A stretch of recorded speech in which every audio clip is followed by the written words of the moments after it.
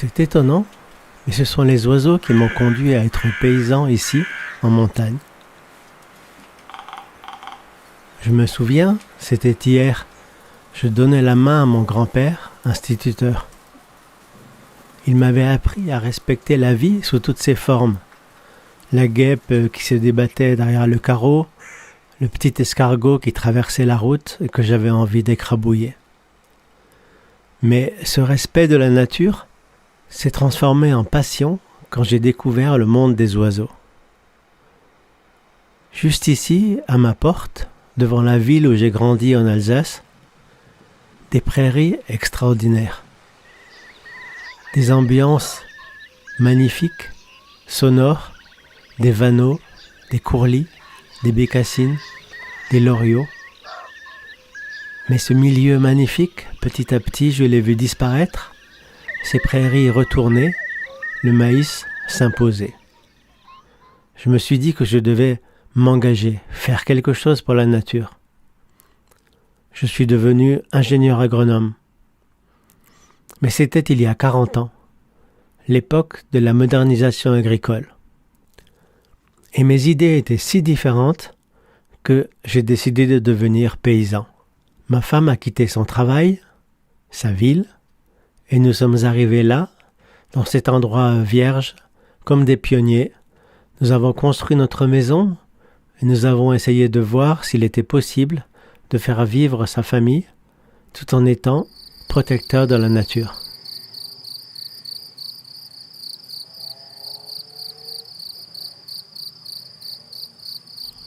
Je connaissais cet endroit en montagne, à 700 mètres d'altitude. Un cirque glaciaire qui avait servi pendant des générations à l'estive des jeunes bêtes du village. C'était un terrain communal, coincé juste sous la forêt domaniale. Il était retourné à la nature. Des arbres feuillus, sorbiers, alisiers, frênes, érables, quelques chênes et même des ormes, et des pins sylvestres magnifiques. Des arbustes aussi, noisetiers, sureaux, houx, aubépines, pruneliers, 20 hectares. Je présente mon projet à la mairie, élever des chèvres, faire du fromage et le vendre moi-même. Des grincheux pensent qu'il vaudrait bien mieux replanter des épicéas, ce serait bien plus profitable pour la commune. Finalement, mon projet est accepté, je suis paysan. Bien sûr, je conserve ces arbres. Ils abritent les chèvres s'il fait mauvais ou trop chaud, et sous les arbres, l'herbe est exquise et pousse même en été. Les sous-bois ne craignent pas les chaleurs de l'été qui feraient tout griller sur ce versant plein sud.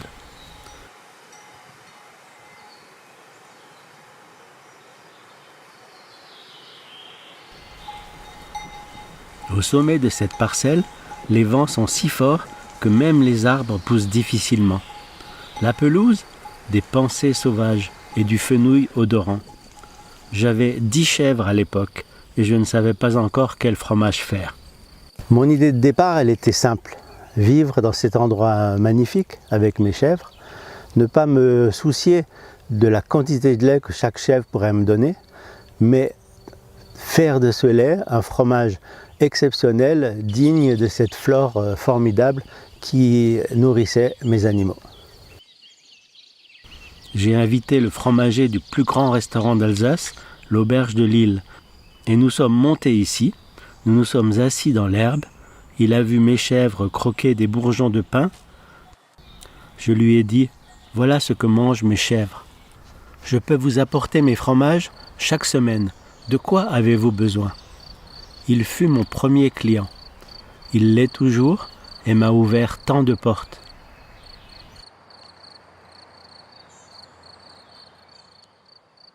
Pour moi, être paysan, ce n'est pas élever des animaux pour qu'ils produisent le plus de lait possible ou qu'ils soient le plus gros possible pour ensuite les vendre à bas prix aux industries agroalimentaires.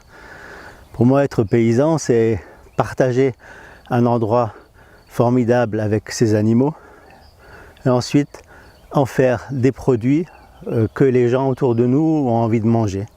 Et une fois que ces produits, on les a faits, de les accompagner jusqu'au bout pour les proposer et pour expliquer comment on les produit, comment on les a fait, d'où ils viennent. C'est ça, acheter local. C'est cet échange direct entre le producteur et le consommateur. Pas seulement l'acte d'achat, mais aussi comprendre notre vie.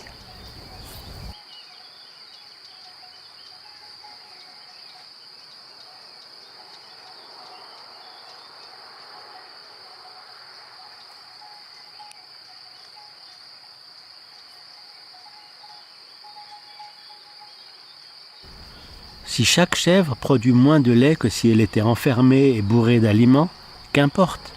Mon but est d'occuper le plus de surface possible pour y laisser la nature s'épanouir. J'aurai le nombre de chèvres qu'il faut pour faire vivre ma famille et les hectares dont elles ont besoin pour se nourrir sans compromettre cet équilibre. Cet endroit où les chèvres broutent, nous, paysans, l'appelons une pâture. Les animaux sont sur une prairie, ils broutent et prélèvent une partie des plantes. Mais la nature est complexe. C'est un équilibre entre de nombreuses espèces de plantes qui se concurrencent et s'entraident et qui ont des prédateurs. Pucerons, chenilles, herbivores, sauvages ou non, chacun participe à cet équilibre. Une pâture peut parfaitement rentrer dans ce processus, si le pâturage est mesuré. Les herbivores prélèvent une partie, ne piétinent pas trop. En broutant, ils prélèvent des plantes, mais laissent des déjections qui vont nourrir d'innombrables petits animaux indispensables à la fertilité du sol. Ces petits animaux ingèrent les déjections, mais aussi les herbes sèches et recyclent l'ensemble avec les tout petits, les colamboles, les acariens et les bactéries et petits champignons. Pas de déchets dans une prairie vivante. Tout est recyclé et transformé en acides aminés, lipides et sucres. À la fin de l'hiver, nous sortons nos animaux dès que cela est possible, fin avril, début mai. Après cette première pâture, les animaux ne reviennent que 2 mois plus tard. Et fin juin, les prés tout autour sont fauchés et ces parcelles, très fleuries, jouent un rôle très important pour la nourriture des insectes. Ce matin, mon maître m'a dit que 80% des insectes ont disparu en Europe. C'est énorme. Et ici, les sauterelles, les papillons, les grillons disparaissent aussi, papy? Oui, Marjane, c'est vrai, mais pas partout. Dans cette prairie, il y a un papillon extraordinaire. On l'appelle l'azuré du serpolet. Et la femelle, elle vient et elle pond un œuf sur une des fleurs. Et après, elle va chercher une autre fourmilière et elle pond un œuf. Et cet œuf, quand il éclot, qu'est-ce qu'il donne? Une chenille. Une chenille.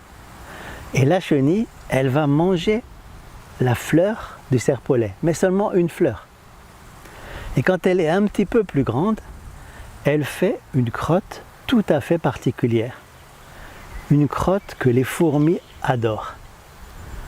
Et les fourmis, quand elles voient cette chenille, elles prennent la chenille et elles la rentrent dans leur fourmilière bien à l'abri. Et au printemps, qu'est-ce qui sort de la chrysalide? Un papillon. Un papillon.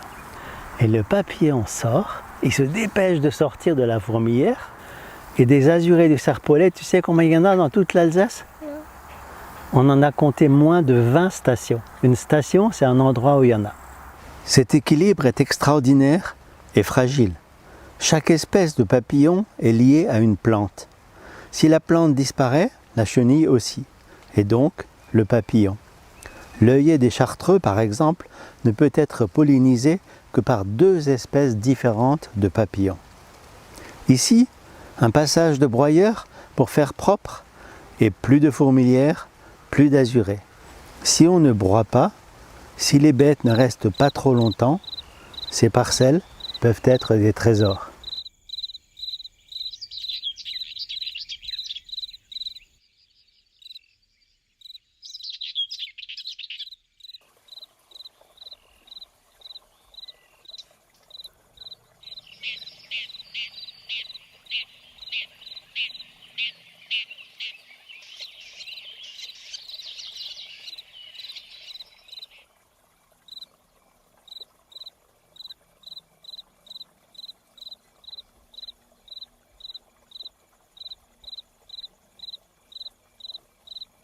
3 passages par an avec les animaux, sur 6 mois, puisqu'ici, il y a 6 mois d'hiver.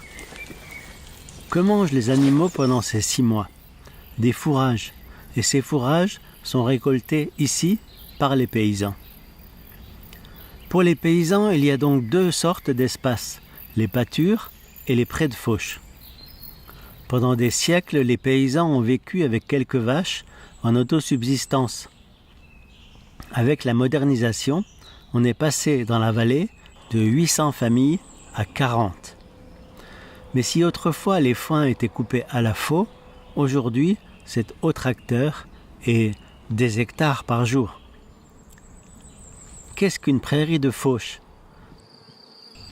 Pour moi, une prairie, c'est un monde incroyable de beauté et de complexité.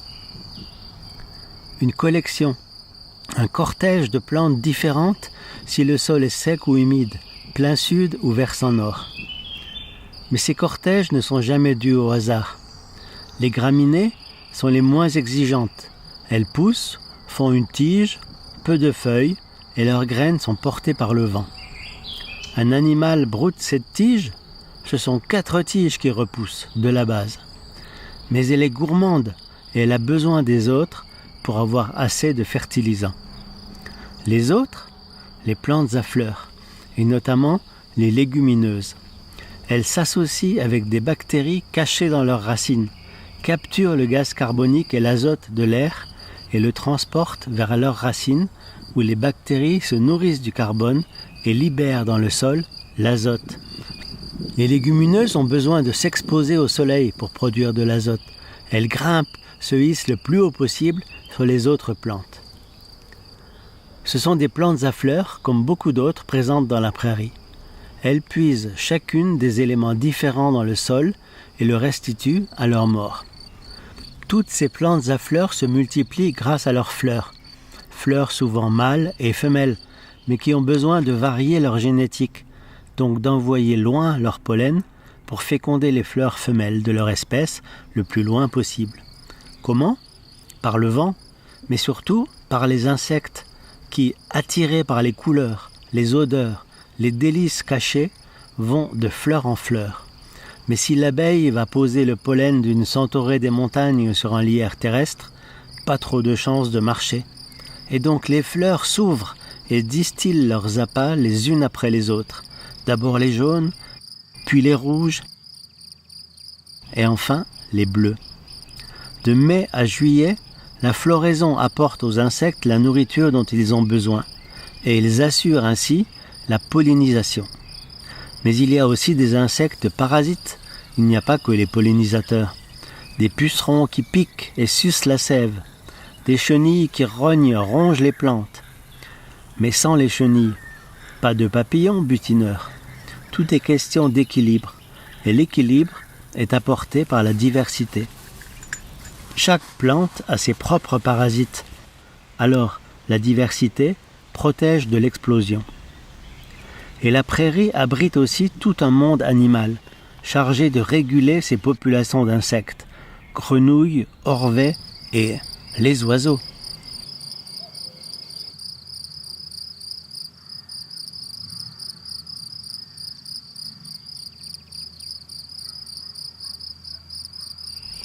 Mais il y a une chose encore plus forte. Les vers de terre plongent parfois à plus de 4-5 mètres sous la terre pour chercher l'argile des profondeurs et remontent à la surface, ingèrent de la matière organique et rejettent leurs tortillons. Ces tortillons sont l'élément principal de ce que l'on appelle le complexe argilo-humique, base de la fertilité d'un sol. Ce complexe est capable de stocker l'eau, d'abriter les bactéries et les petits organismes qui vont produire les fertilisants et de les restituer aux plantes. Ces prairies ont un symbole, un étendard, un petit oiseau insectivore qui passe l'hiver en Afrique et qui revient début mai, en Europe, chercher de belles prairies où il pourra trouver le gîte et le couvert. Le tarier des prés. Début mai, il va pondre ses œufs à même le sol au milieu de la prairie. Il va se nourrir, ainsi que sa nichée, des chenilles, papillons et sauterelles, et, repartira avec ses jeunes passer l'hiver en Afrique. La pie-grièche écorcheur, aussi migratrice, aime les insectes plus gros, les bousiers, les grandes sauterelles, et niche dans les buissons épineux.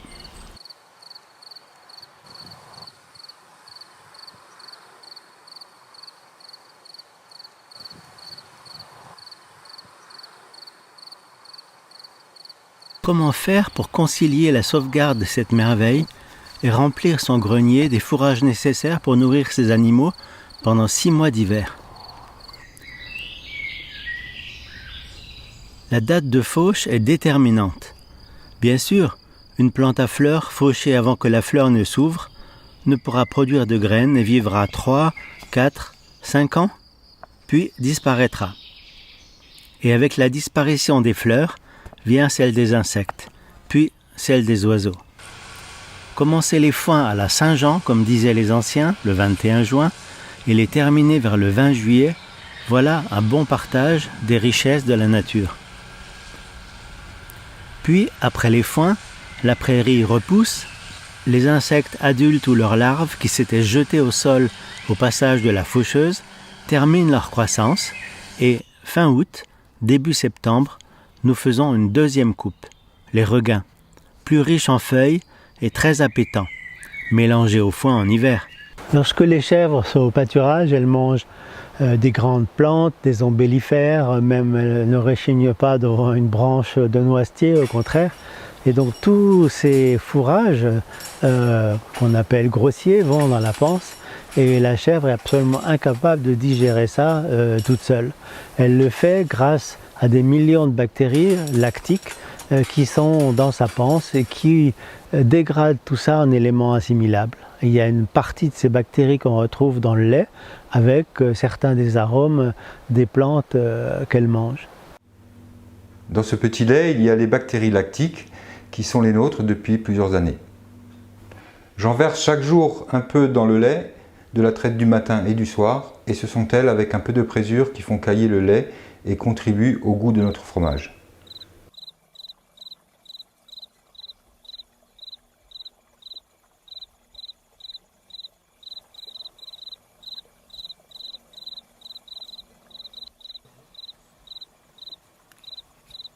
Mais une fauche revient à prendre toute la production végétale de la prairie. Comment va fonctionner le sol? Les anciens avaient bien remarqué que l'on ne pouvait pas se contenter de prendre et qu'il fallait redonner. Tout l'hiver, les animaux mangent ce foin, laissent des tiges, des refus, qui se retrouvent au sol. Et je rajoute aussi de la paille pour que les animaux soient bien. Tout cela se mélange au sol dans l'étable avec les crottes et les urines. 2 fois par hiver, nous sortons ce fumier qui, brusquement oxygéné et exposé à la pluie, chauffe, fume et démarre le compostage, c'est-à-dire le développement des champignons et des bactéries qui préparent l'explosion de toute la petite faune qui se nourrit de la cellulose. Après quelques mois, il est épandu sur les prés de fauche en automne ou très tôt au printemps. Et cet épandage nourrit le sol. C'est un ferment qui dynamise toute l'activité vitale indispensable à la fertilité d'un sol. Nous avons pris, nous rendons. Il y a 50 ans, on a voulu moderniser l'agriculture. Les petits paysans sont devenus producteurs de lait, collecté par l'industrie agroalimentaire.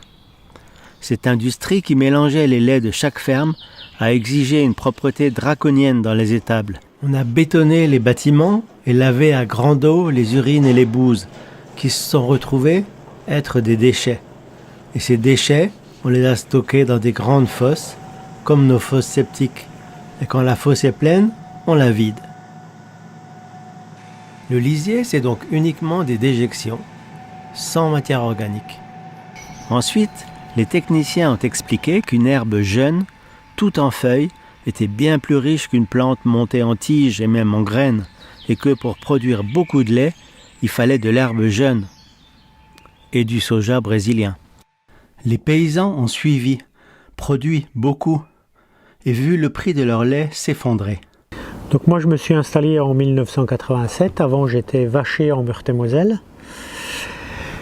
Et quand je me suis installé, donc je sortais en fin de compte plus ou moins de l'école, c'était les systèmes intensifs, c'était fauche précoce, tout en ensilage, engrais, désherbage.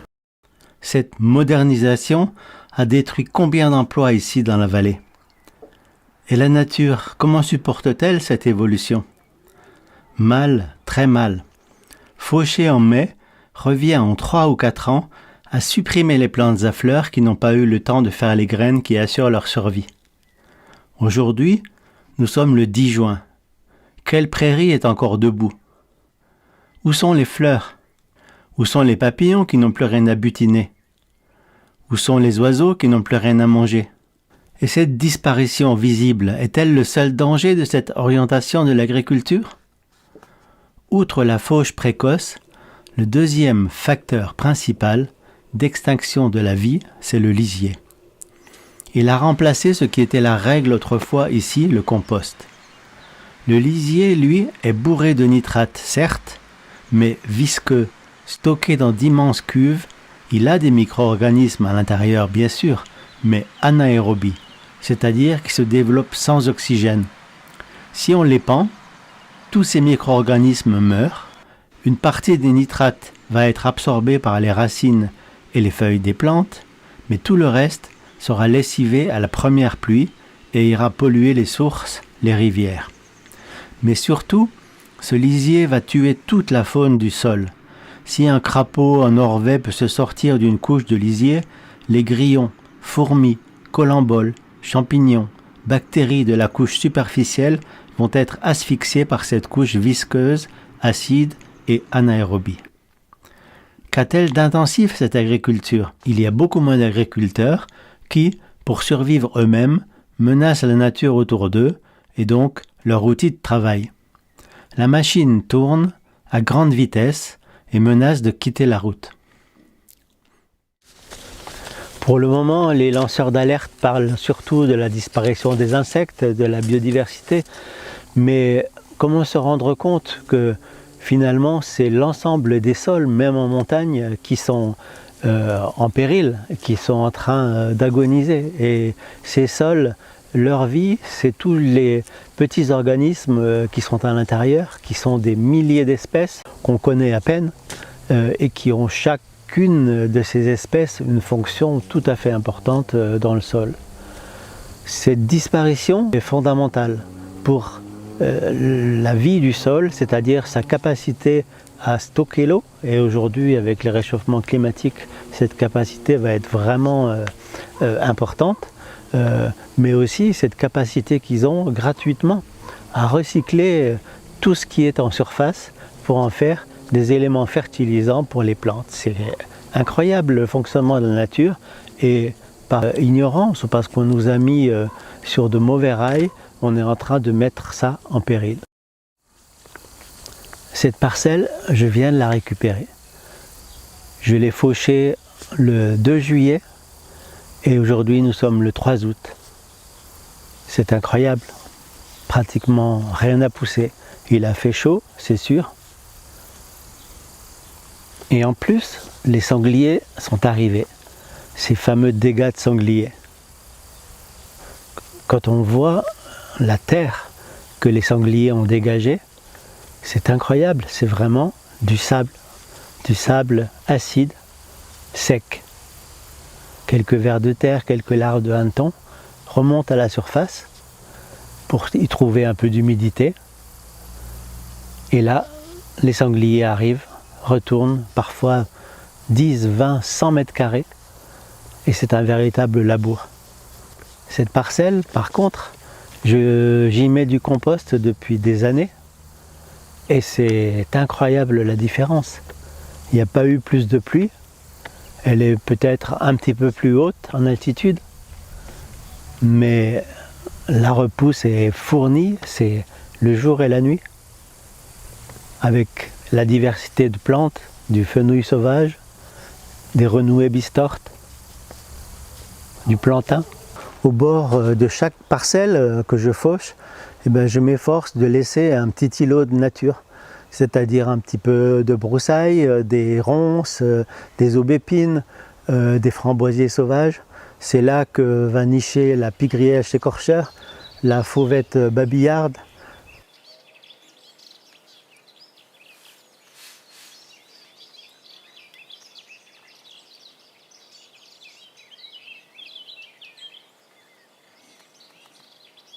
Je suis né aux Ambetches, j'ai toujours passé tout mon temps à la ferme et c'est vrai que quand j'étais gamin et tout, pour moi c'était une évidence de revenir ici, travailler avec les animaux et tout ça. Maintenant c'est vrai qu'après le temps passant, quand on arrive, quand on est au lycée, étudiant et tout, j'avais des hésitations donc j'ai fait un maximum d'études qui m'ont permis de m'ouvrir à d'autres choses et vraiment ça je suis très content de l'avoir fait et puis c'est vrai qu'à l'issue de ça, à un moment donné il fallait quand même bien que je me décide. Alors j'ai dit à mes parents que je viendrais me tester pendant 1 an sur la ferme, voir vraiment la réalité du travail au jour le jour, ce que ça allait donner et puis bon ma foi après c'était parti, ça m'a plu et voilà et l'aventure continue. Depuis toute petite, je me suis toujours intéressée aux animaux et j'ai toujours voulu être agricultrice, m'installer et reprendre la ferme de mes parents. J'ai fait des études aussi pour avoir un bagage supplémentaire, mais je savais que je voudrais revenir à la ferme et travailler sur la ferme. Je suis installée depuis 2010 et puis c'est moi qui m'occupe de des suivis des troupeaux, chèvres, moutons, chevaux.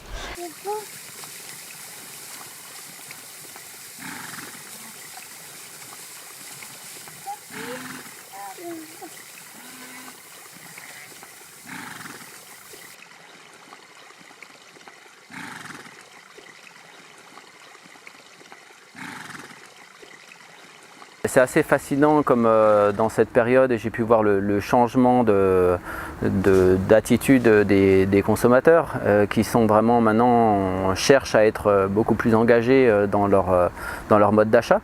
Et par ce biais, ils se questionnent énormément. Qu'est-ce que je dois faire? Je dois consommer bio, je dois consommer local, fermier, etc. Et en fait, ce qui est compliqué, c'est qu'il n'y a pas vraiment de réponse binaire à tout ça. Ça dépend vraiment des modes de production et tout. Donc c'est pas simple de leur donner une réponse.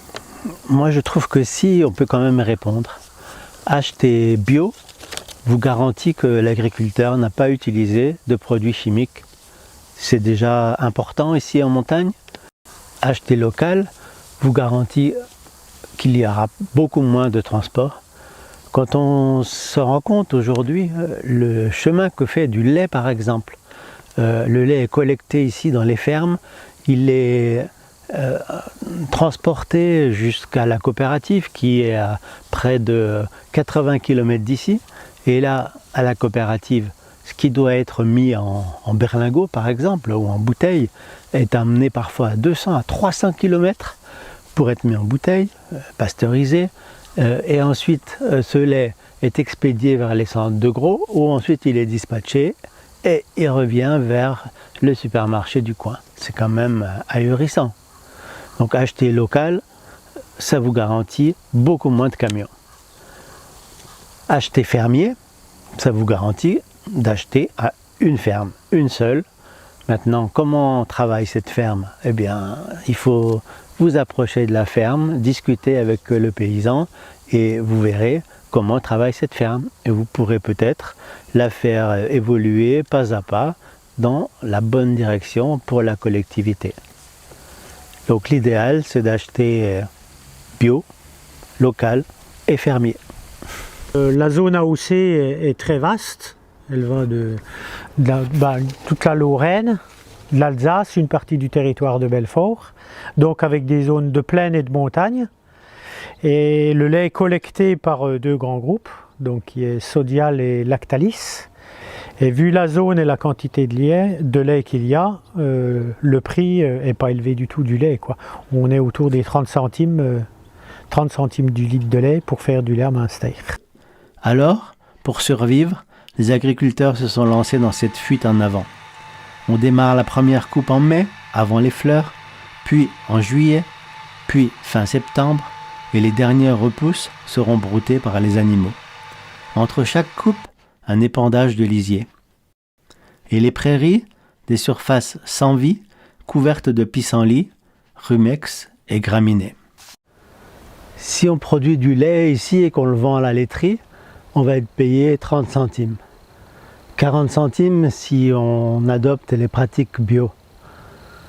Mais pour produire ce lait, il faut des terrains, des animaux, des grands bâtiments, du matériel et beaucoup de travail. Traire tous les jours, matin et soir, toute l'année, les parcs, les récoltes, les fourrages sur les pentes. Et pour tout ça, on est payé 30 ou 40 centimes. Si on fait une fromagerie, on arrive à transformer du lait, on peut vendre du blanc aux affineurs, on arrive à 75 centimes. Si on vend ce produit, ce Munster, eh bien il faut un véhicule frigo et surtout des clients. Et là, on va arriver à 1,50 €, c'est-à-dire 4 fois plus que si on vendait son lait à la laiterie. Donc on se rend compte qu'on peut vivre beaucoup mieux en produisant peut-être moins de lait par vache, mais en transformant son produit et en le vendant. Il y a un potentiel, au lieu que ce soit les industriels qui le fassent, c'est nous à reprendre cette main au niveau de l'agriculture, de transformer nos produits et puis de les vendre en direct. C'était il y a 30 ans et les choses avaient déjà bien changé dans la vallée. Il y avait des différences plus marquées, il y avait pas mal de grandes exploitations, grandes entre guillemets, qui avaient 30, 40 vaches et qui vendaient le lait à la laiterie. Et à côté de ça, des petites exploitations qui savaient bien qu'elles ne pouvaient pas survivre avec ce schéma-là. Et donc ces petites exploitations avaient déjà à l'époque choisi de transformer et de vendre. Mais il n'y avait aucune opportunité pour vendre sur place, pourtant il y avait beaucoup d'habitants. Et donc on a décidé de monter collectivement, on était 7 à l'époque, de monter un point de vente de produits fermiers. On nous traitait déjà de fous parce qu'on transformait nos produits et qu'on prétendait les vendre. Et maintenant, on voulait créer nous-mêmes notre propre magasin. On a commencé à démonter un vieux hangar qui était à côté de l'ancienne gare.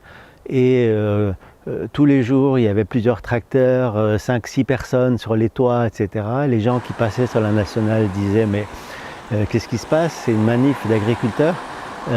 Et comme ça, le bouche à oreille a fonctionné. Et quand on a ouvert notre magasin, le Cellier des Montagnes, ça a tout de suite été un succès. Et les consommateurs ont joué le jeu dès le départ. Mais bien sûr, ils étaient beaucoup moins nombreux qu'aujourd'hui. Le groupe d'agriculteurs membres est vraiment très soudé, va quand même une philosophie assez commune avec globalement des petites fermes très axées sur la protection de la nature et du coup c'est vrai qu'on a cette démarche commune et je pense que les consommateurs qui viennent au cellier le ressentent. Ils posent plein de questions bien entendu, ils nous confrontent des fois s'ils ne sont pas d'accord avec certaines façons de faire ou autres et c'est ça qui est vraiment intéressant. Donc, je dirais que j'encourage tout le monde bien sûr à venir au Cellier des Montagnes, mais d'une manière générale à consommer en direct parce que c'est là qu'on ne peut pas mentir face aux clients. Ce qui est en train de se passer en fait, c'est que pour la majorité des fermes membres, c'est le débouché numéro 1 et parfois c'est même le débouché exclusif. Et du coup c'est d'autant plus intéressant que directement la demande des consommateurs a une répercussion très importante sur nos façons de produire et sur même des fois ce qu'on va faire tout court. Quant au cellier, les consommateurs ont commencé à demander de la viande. On a assez rapidement pensé à la viande de porc parce que nous avions à la fromagerie déjà pas mal de chèvres. Quand on fait du fromage, il y a presque 80% de petit lait et le petit lait devenait un problème pour nous. Qu'en faire? J'avais entendu parler dans les petites fermes en Italie, les gens qui faisaient du fromage et qui avaient 1 ou 2 cochons. Je me suis dit le petit lait ça va être formidable pour les cochons. Maintenant, élever des cochons sur 1 mètre carré de béton, non. On a essayé tout de suite de faire des grands parcs à l'extérieur, bien sûr de leur aménager un bâtiment dans lequel ils peuvent rentrer et sortir comme ils veulent. Eux, ils sont sur de l'air paillé et ils ont pratiquement 200 mètres carrés par animal avec des petites mares où ils peuvent aller se rafraîchir. Il faut les voir sortir quand il y a de la neige, c'est assez étonnant de voir le plaisir qu'ils peuvent avoir à courir dans la neige. Et on n'allait pas se lancer dans la transformation de la viande, on avait déjà fort à faire pour diversifier nos produits en fromage, nos produits laitiers. Donc on a fait appel aux gens dont c'était le métier. Et bien sûr, on paye la prestation à ces professionnels et ensuite on récupère l'ensemble de nos porcs transformés que nous vendons aux celliers. Dès qu'on parle d'élevage de porcs, beaucoup de gens voient 3000 porcs, des grands bâtiments, du lisier. Mais c'est étonnant de voir ici des parcs couverts de sureaux, d'églantines, de châtaigniers, avec plein d'oiseaux qui s'en nourrissent. Et les porcs au-dessous, à l'ombre. Le compost des porcs, cédé à prix coûtant à des viticulteurs bio qui remplacent ainsi leurs engrais chimiques azotés.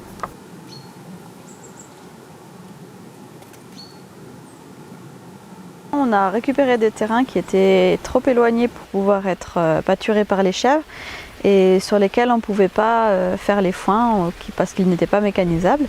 Et donc on a petit à petit pris un troupeau de brebis. Et donc c'est des brebis qui est composé de races assez à croissance lente, des races assez rares comme les engadines, les tonnet-marteau. Donc ça nous permet d'avoir des agneaux toute l'année parce qu'ils ont une croissance lente et des naissances qui sont désaisonnées, c'est-à-dire qu'il y a des naissances un petit peu toute l'année. Donc ça nous permet de répondre à la clientèle du cellier des montagnes. On aime que jusqu'au bout, jusqu'à la fin de vie, ce soit fait dans de bonnes conditions. C'est-à-dire qu'on ne fait jamais appel à des transporteurs pour emmener nos animaux. Et je les emmène moi-même le lundi matin, une fois par semaine, on emmène les moutons et les cochons à l'abattoir. C'est un petit abattoir local qui se situe à 40 minutes et donc ils sont chargés juste avant de partir. Ça nous permet d'avoir un petit troupeau de 90 mères et d'avoir un atelier qui soit cohérent pour la ferme pour pouvoir entretenir les terrains éloignés et en même temps rentable. Ces parcelles sont devenues un véritable refuge pour beaucoup d'espèces. Grenouilles rousses, tritons, orchidées et carex, tariers des prés, pipites et fauvettes qui nichent au sol. Sans les moutons, cette diversité aurait disparu. Et ces prés seraient devenus soit un simple pré de fauche, soit de la forêt. Depuis quelques années, on essaye d'organiser à chaque printemps une ferme ouverte. Et c'est quelque chose qu'on fait de manière, on va dire, assez technique. C'est-à-dire que c'est pas grillade buvette, c'est vraiment des ateliers où on présente chaque aspect de la ferme.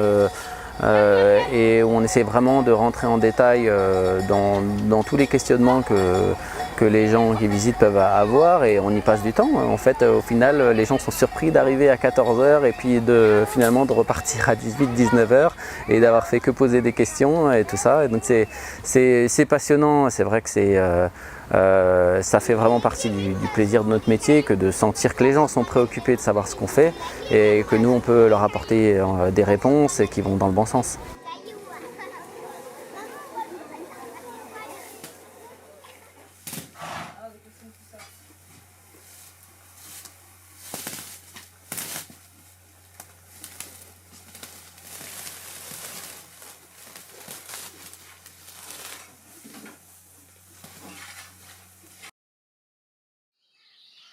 Aujourd'hui, il faut arriver à prendre tous les échelons du métier en compte et être bon partout.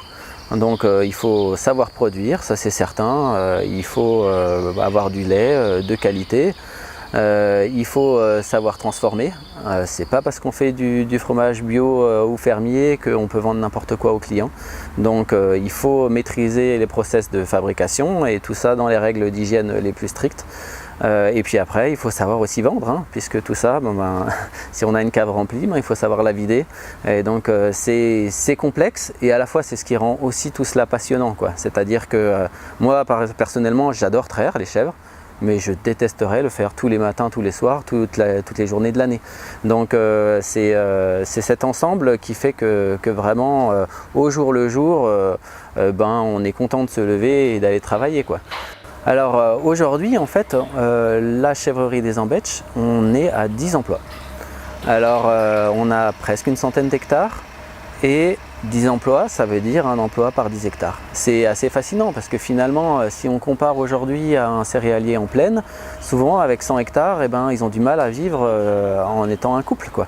Donc je veux dire, c'est des ratios qu'il faut essayer de mesurer et puis comprendre aujourd'hui qu'est-ce que c'est une agriculture qui crée de l'emploi, qui respecte la nature. Tout ça, on est capable de le faire. Et donc il faut arriver un petit peu à bousculer les codes et c'est vrai que l'agriculture a aussi à se remettre en question et savoir travailler à plusieurs, ça demande aussi des compétences et je pense que tout ça c'est l'avenir, quoi. Alors aujourd'hui, moi j'ai 2 filles, Salomé a aussi un petit garçon, elle est en attente d'un autre bébé. Quand on travaille sur la ferme avec les enfants, je veux dire, c'est tellement de réjouissance. C'est vrai que nous on a passé notre enfance à être là, à jouer avec les chèvres, à leur donner des noms et tout ça, et maintenant de voir que il y a la suite qui arrive, ou en tout cas qui prend plaisir à partager ces moments avec nous, c'est beaucoup de réjouissance. Bien entendu, il faut produire, mais on n'a pas cette obsession de la productivité que peut avoir la personne qui va vendre juste son lait à la laiterie et qui, lui, son seul objectif, c'est d'arriver à produire un maximum de lait.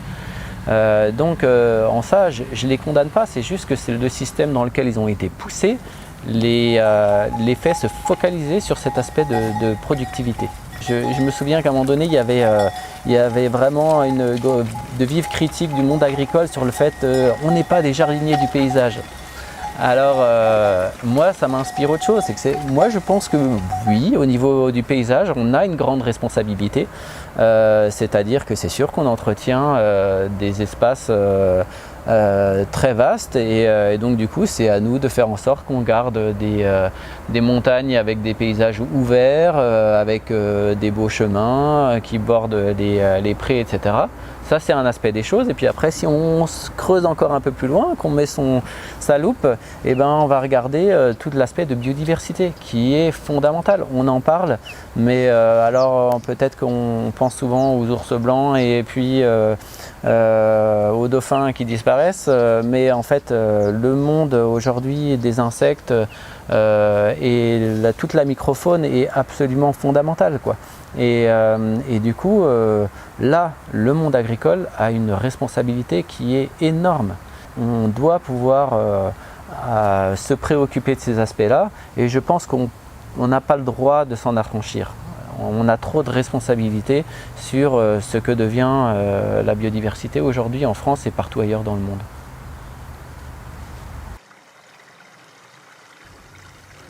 Les agriculteurs sont aux premières loges, mais ce sont les impératifs économiques immédiats qui les ont conduits dans cette voie. Avant de faire bouger l'agriculture, il y a un autre aspect de la gestion des espaces qu'il est possible de changer, les bords de chemin. Ici, l'habitat est dispersé. Ça veut dire qu'il y a des kilomètres de chemins, des chemins communaux, avec bien sûr des talus. Et ces talus pourraient être un véritable refuge pour la biodiversité. Et pourtant, quand la plupart des paysans commencent à faucher, fin mai, tout de suite dans les premiers jours de juin, dès qu'on peut, la commune laisse les débroussailleuses sortir et c'est à la fois le bal des faucheuses et des débroussailleuses, tout est broyé sur les bords de chemin, parfois sur 2, 4, 6 mètres de large, il ne reste plus rien. Les chrysalides, les orvets, les hérissons qui pouvaient s'être réfugiés là, même des nids d'oiseaux, des nids de bruyants jaunes qui se sont établis sur les talus, tout est broyé, détruit. Pourquoi ? Pour faire propre. Il n'y a aucune nécessité économique à faire ça, c'est simplement pour nettoyer. Ce combat contre la nature, c'est quelque chose qui est difficile à faire évoluer. Il faut comprendre que finalement de laisser des fleurs, de laisser la nature s'exprimer sur les talus, c'est vraiment une nécessité. On pourrait parfaitement broyer, pourquoi pas, sur 50 cm de large de chaque côté du chemin et laisser le reste pendant toute la belle saison, pourquoi pas le faucher, mais à l'automne quand la plupart de la vie s'est réfugiée sous la terre.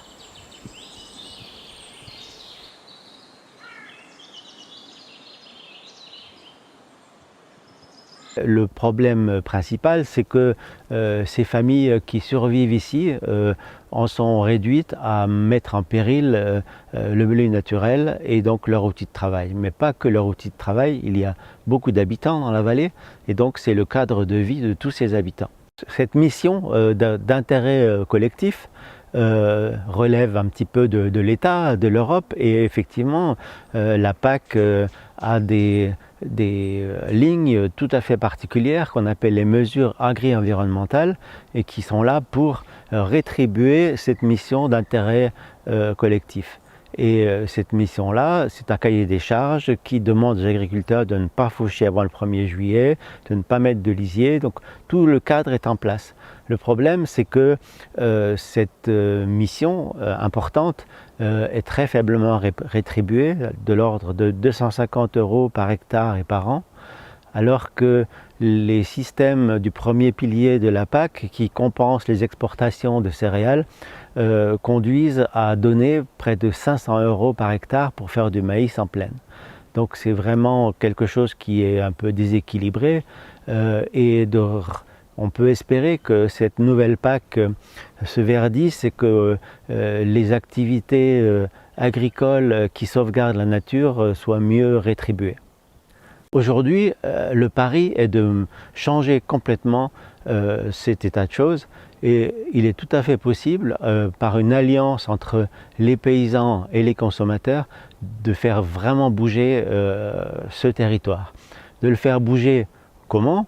Si les habitants retrouvent un lien entre les gens qui produisent leur nourriture et achètent cette nourriture ici localement, les paysans vont trouver une rentabilité économique, mais ce qui est indispensable, c'est que ces paysans prennent conscience qu'ils doivent travailler avec la nature et sauvegarder ce milieu, ce cadre de vie qui est indispensable pour tous les habitants de la vallée. On avait l'image du consommateur, de ce que le consommateur y veut au niveau de l'exploitation. Donc c'était d'être en bio et de respecter les animaux et puis tout ça. Donc c'était de valoriser le lait jusqu'au bout. C'était de vendre un peu cette image, au lieu de que ce soit les affineurs qui vendent l'image d'ici, mais c'est pas du lait qui vient d'ici. Donc moi, c'était vraiment, on a le lait d'ici, c'était de le transformer. Donc je cherchais toujours un associé. Et j'en ai trouvé un qui transforme le fromage. Et puis du coup, j'avais mon neveu qui était salarié à mi-temps, qui s'est aussi associé. Donc maintenant, on a 3 surexploitations. Et donc on transforme et on fait tout en vente directe.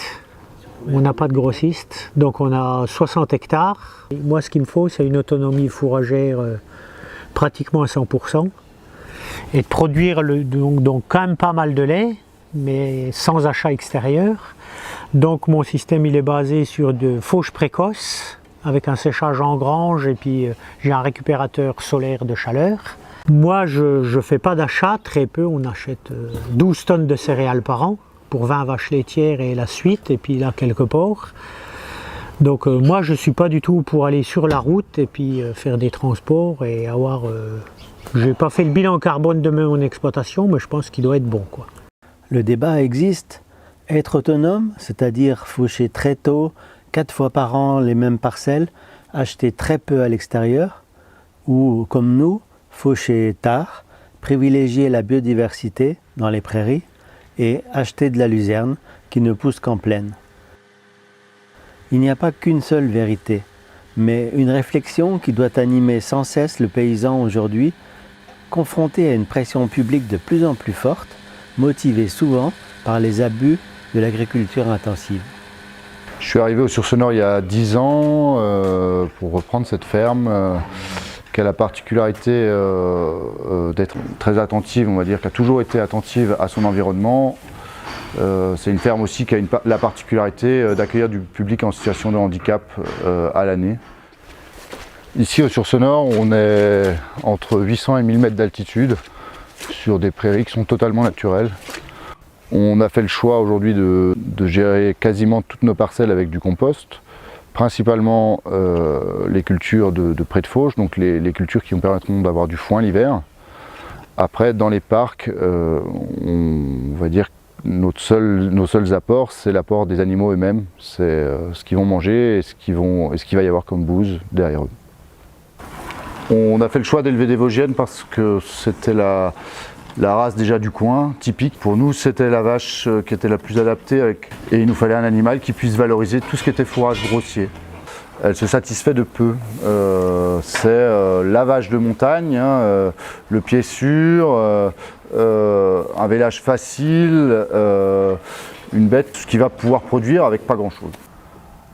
J'entends beaucoup de gens qui parlent de la production de viande, de la pollution que ça génère, des litres d'eau que ça consomme, de la souffrance que ça apporte aux animaux. Bah, nous, on prend un peu le contre-pied, c'est qu'ils ont raison sur certains arguments. La production de viande, ça peut être honteux à faire. Et moi, j'ai aucune honte à faire ce que je fais, c'est-à-dire produire en respectant l'environnement, en respectant mes animaux, en respectant le travail que chacun peut y apporter dans cette production.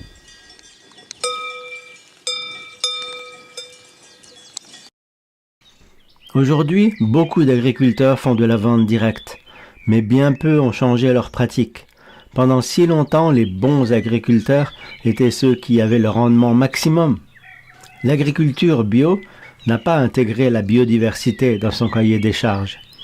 On peut faire 4 coupes de foin par an et épandre du lisier partout et n'importe quand en étant bio.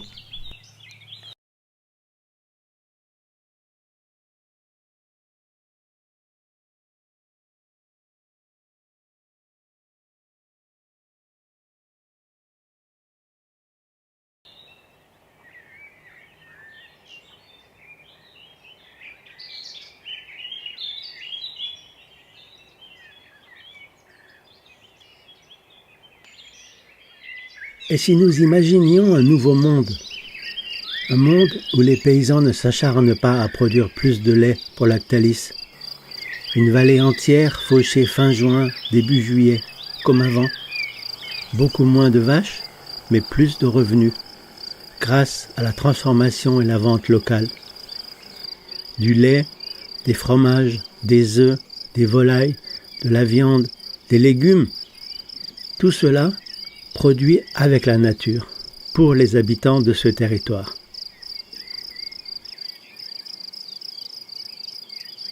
Comment douter que tous ces aliments auront d'autres vertus pour les consommateurs que les produits issus d'un élevage industriel situé à des kilomètres de là? La nature et ses beautés ont un impact fort sur la santé de corps et d'esprit des hommes, et elle pourrait attirer de nombreux citadins dans les gîtes de la vallée. Osons l'agroécologie qui place l'homme dans la nature.